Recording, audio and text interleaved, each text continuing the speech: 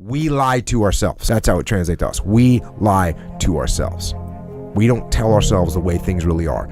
And when we do that, then we can't fix our problems. Can't fix our problems, we're not going to improve. So we have to be truthful to ourselves. I have to be truthful to myself. You have to be truthful to yourself. You have to stop rationalizing, stop making excuses, stop telling yourself little watered down assessments of where you're really at. Tell yourself the truth so that you can get where you want to go. You can be who you want to be. You can be who you should be.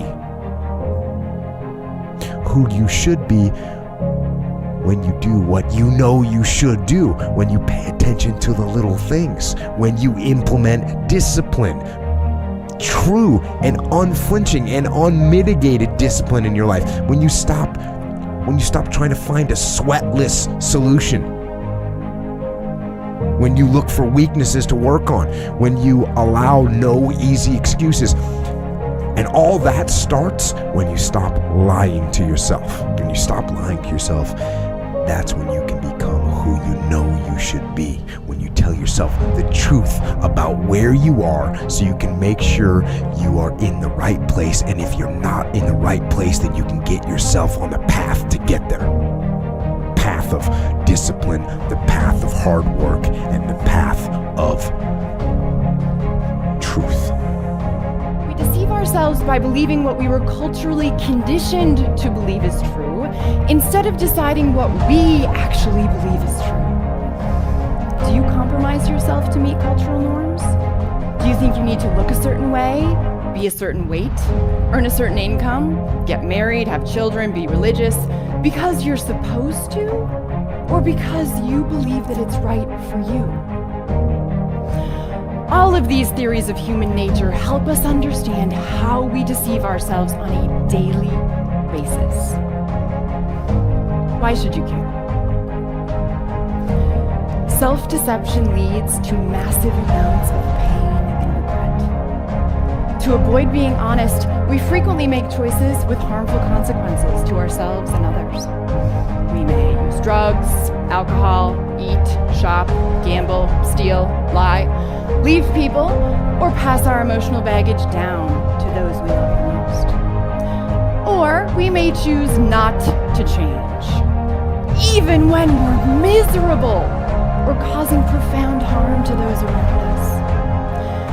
Looking back at life with regret is incredibly painful because you can't change your choices in the past. If you want to change the world, you start from yourself and work outward because you build your competence that way. It's like, I don't know how you can go out and protest the structure of the entire economic system if you can't keep your room organized. The world presents itself as a series of puzzles, some of which you're capable of solving and some of which you're not. And you have many puzzles in front of you that you could solve, but you choose not to. You know, those are the things that weigh on your conscience. It's like, well, I should really do this, but you don't. It's like, so I had this idea a long time ago, because the world is a pretty dreadful place. I thought, well, what would the world be like if people stopped avoiding the things they knew they should do? Because the question is, how much are we contributing to the fact that life is an existential catastrophe and a tragedy? How much is our own corruption contributing to that? That's a really worthwhile question. Things you leave undone because you're angry, you're resentful, you're lazy, you have inertia. Well, you consult your conscience and it says, well, that place over there could use a little work. It's the same as working on yourself, and so you clean that up because you can, and then things are a little clearer around you, and you're a little better off because you've practiced a bit, and so you're a little stronger, and then something else manifests itself and says, well, maybe you could take a crack at fixing me up too. So you decide to do that, and then that gets a little bit more pristine, and soon, and it's humble because you're not exceeding your domain of competence. So, and can you even clean up your own room? No. Well, you should think about that. You should think about that. Because if you can't even clean up your own room, who the hell are you to give advice to the world?